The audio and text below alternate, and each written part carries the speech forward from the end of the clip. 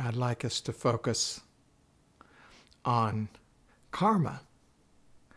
Karma is one of the key teachings in the Buddhist world, and it's one that creates a great deal of confusion. Karma, in a literal meaning, is seeds. So karma is what you create by your actions.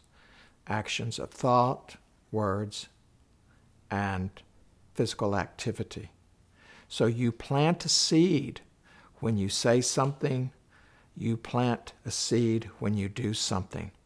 Later on, these seeds will manifest in your life when the conditions are appropriate, that they would blossom naturally. So it's like a kind of flower that would blossom when the conditions are right for that flower to blossom. In the same way, karma blossoms in your life when the conditions are such that it can bloom, that it can manifest. Now, the karma can be of a wholesome nature or an unwholesome nature. What makes it wholesome or unwholesome is your intention, not the result.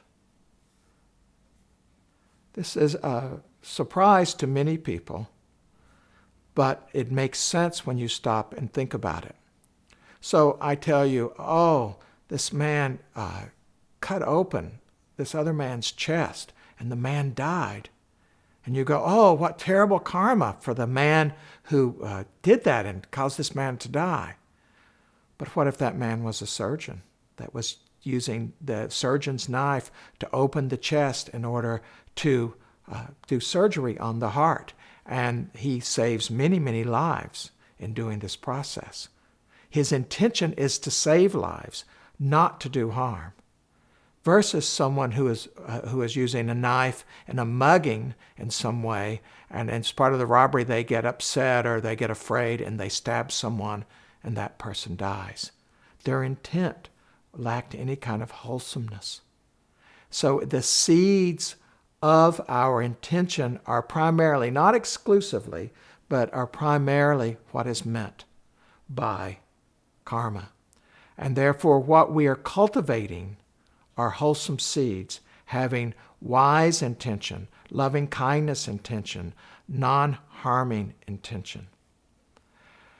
So often, people will confuse the planting of these seeds and the focus on our immediate actions with what is happening to us. It is true that in this moment, a number of different karmic seeds are blossoming in your life. The fact that you're even listening to this talk is a result of karma. But the Buddha referred to karma as a manifestation, as something that's imponderable. It is something we cannot understand. There are so many different seeds that are blossoming in this moment, that's making this moment. So we don't want to confuse the unfortunate things that happen in life as saying, well, they're deserved by that person. That would be a misunderstanding, as I have been taught the law of karma.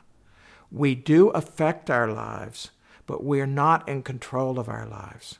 This is in contrast to everything is predestined, which many people throughout history have believed that everything's predestined, or that it's up to the whim of the gods. If the gods happen to be in a good mood and they favor you in that moment, then good things happen, not based on your actions at all, or based on a kind of just grace where good things happen or don't happen based on you're winning the favor of a particular god in some way.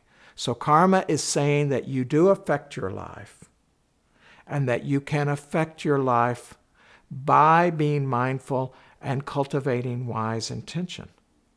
That's the promise of karma. It's not predestined. You're not dependent on outside forces. You can make a difference in your own life.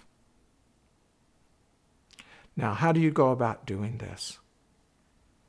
You see for yourself when you're doing acts that are ill-motivated, and you choose not to continue with these acts that are ill-motivated.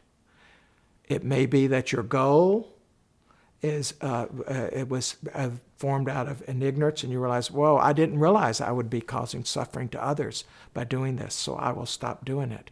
You don't then turn around and judge yourself for having had this goal. You just go, oh no, this goal causes suffering. Or, oh, this is a good goal. This is a fine goal. But I was so caught in getting it that my obsession with getting it, I was caught in my greed or caught in my aversion in such a way that my intention wasn't really on bringing relief to what was going on with me, but on having it my way. And in having it my way, I started employing unskillful means. I was inconsiderate of others, or I wasn't looking at the full consequences of what this would do in my own life. There's one aspect that I like to bring up that is worthy of consideration, and that is that in this moment of your life, so there you are at work, or there you are with your significant other, or with your children, and it's going really well, or it's not going so well. That moment is being produced by the blossoming of all this karma, but there is a more subtle distinction to be made. So let's suppose that you have a predisposition towards anger. Maybe you inherited this. Maybe this is part of your genetic makeup, that there's a kind of imbalance in your chemistry of your mind in such a way that it's easily irritated. It's very sensitive, and therefore it gets easily irritated. Or you were conditioned by your childhood. You had a parent that in some way that really fostered this environment where anger was something that developed, or some combination of that. So, all right, so now you're a person who in fact gets angry. So in a given moment, your karma of anger is blossoming. Fair enough. But that means the energy of anger is coming up in that moment because the conditions were such that anger is being elicited. But you, in this very moment, where that anger is coming up as energy, can affect greatly how that karma manifests. So let's suppose that you are a man or a woman, doesn't matter really, and you have a tendency to hit out of anger. Your mother hit you, and you have a tendency to hit your child because that's just something that was so conditioned in. You, in that same moment where you feel anger towards the child, and you would just do some sort of a hitting, not necessarily hitting that hard, but some sort of acting out in that way.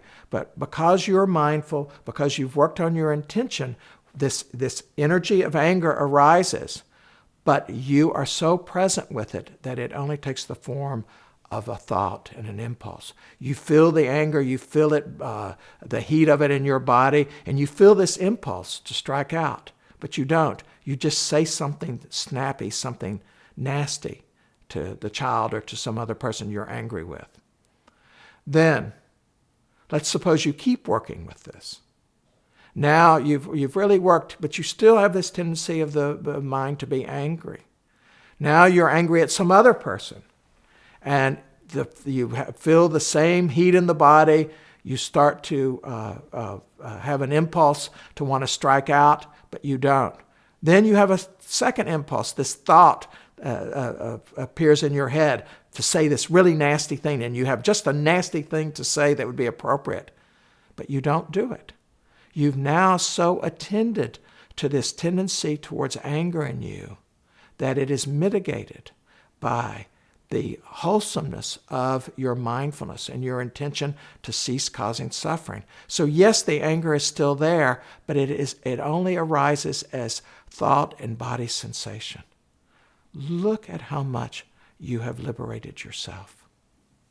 It will pass much faster. You did not cause such harm to others by hitting or saying something terrible. You have gone a long way towards bringing an end to that karmic tendency. And we do this over and over again. And so that eventually, even if our predisposition is towards anger, we cease to be defined by that anger. And it becomes more and more rare that it would really control our behavior, either in the form of action or speech. One other point to keep in mind about karma is that you are part of other people's karma. So when you see someone and they're having a hard time, it's not like, oh, well, that's just their karma. Oh, they're hurting. I can do something to relieve that in some way.